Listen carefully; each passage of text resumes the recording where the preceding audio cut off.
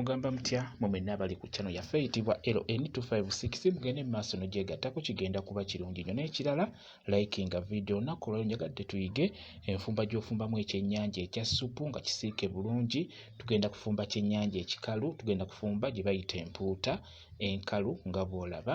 Ekyennyanja ekyo nkusaba obeere ng'okyoza bulungi. Bw'omala okukyoza tugenda kibeera ng'okimenyaamenyamu, tugenda kisosolamu amagumba tubeere nga tuggyamu amagumba, okifumbe ng'amagumba ogaggyeemu. Jjukira ebintu bino mbiraga nnyo mu abantu ab'ewaka, omukozi wamu naawe gwe kwegamba afumbira abantu ewaka, oba omukyala oba gwe omukozi oba abaana, mubeere nga muyiga ekintu kino. Ekyennyanja ekikalu kiggyeemu amagumba gonna, emiwula gisigale myereere. Kigenda kubeera ddala kirungi kuba jjukira abaana abo abato endya yaabwe eba nzibuzibu, asobola okumira eggumba ne limutuga n'obeera ng'ofuna obuzibu. Kati beera bw'omala obisosola beera ng'obikola akatu nga bw'olaba, bigatte ofune ekyayi oba akantu konna k'osobola okusibisa okisibe bw'otyo, kwegamba obikuŋŋaanya n'omanya nti kano ka mwami wange, kano ka mwana wange, kano ka mukozi, kano ka gundi, nga bw'olaba bw'otyo obisiba bulungi nnyo bireme kunkumuka nga biri muli mu seffuliya, okitegeera. Kale tutandike, nfumbidde ku sitoovu nze. Teekako esseffuliya bulungi nnyo, katusooke tulabe ebirungo ebigenda okugenda mu nva. Tulina ennyaanya, obutungulu, galiki wamu entangawuuzi, tulina kaloti, tulina green pepper, tulina ne kotimiri oba obukoola. Kale teekamu ka butto mu seffuliya, tugenda tutandika okusiika. Butto kasita kyamukkanajja, teekamu obutungulu nga bw'olaba. Obutungulu obwo obeera ng'obukalanga, oba omaze obuteeka bukalange. Bwe bumala okujja teekamu ennyaanya. Obutungulu tobukkiriza kusiiriira, nedda bukyukemu kakala katini oteekemu ennyaanya nga bw'olaba. Ennyaanya ezo nazo bw'ozituuka mu makkati ng'olaba ziringa ezigenda okujja, teekamu kaloti. Kaloti oyo naye kikulu nnyo omuteekeremu awo, naye abeere ng'ajja bulungi nnyo. Ebirungo ebyo birungi nnyo biteeka mu nva, bikola kassupu nga kakurimu kalungi, nga kassupu kazito bulungi nnyo. Singa onaaba otaddemu ebirungo ebyo, tutaddemu entangawuuzi wamu ne galiki, tubigasse wamu tubitaddemu bulungi nnyo nga bw'olaba.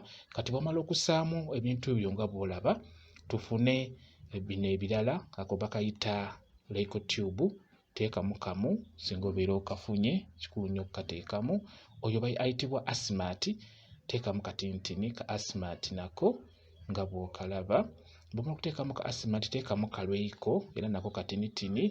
Kati wano kiri eriggwe osobola okuteekamu ku kanzaali, akanzaali k'osobola okuteekamu bamuyita simba, mulungi nnyo. Naye bw'obeera otaddemu akatangawuuzi ate kajja kukola bulungi nnyo ng'akanzaali. Kati bw'omala okubeera ng'otaddemu ebintu byaffe obitabuddetabudde, teekamu ku green pepper oyo nga bw'olaba. Olaba nga ziyidde ennyaanya, ebirungo byaffe nga biyidde, awo osobola okuteekamu green pepper bulungi nnyo nga bw'olaba. Ndowooza olaba ebirungo byaffe nga bw'obiraba, bibyo biyidde bulungi nnyo. Beera sigala ng'obitabulamu. Teekamu omunnyu, saagala ogwerabire. Tufumba kyennyanja ekikalu ekigenda kubeera kya ssupu, ekyennyanja ekikalu.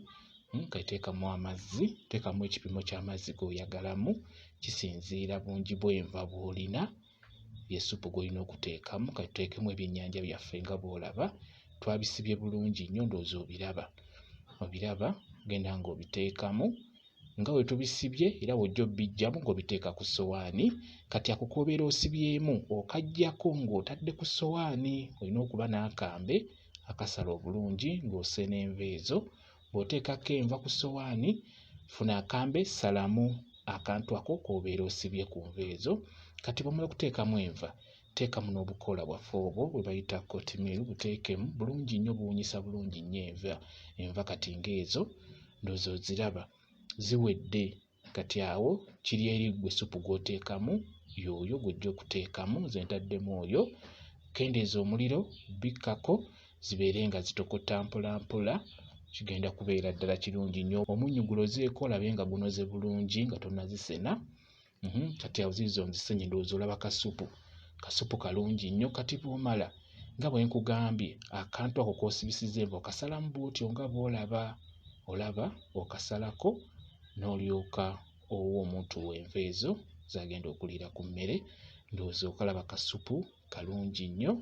Tufumbye ekyennyanja kyaffe ekikalu nga bw'olabye, kiwedde bulungi nnyo, kirabise bwe kityo. Kasupu kawoomu nnyo, osobola okukawuuta n'owulira ddala nga kawoomu bulungi nnyo.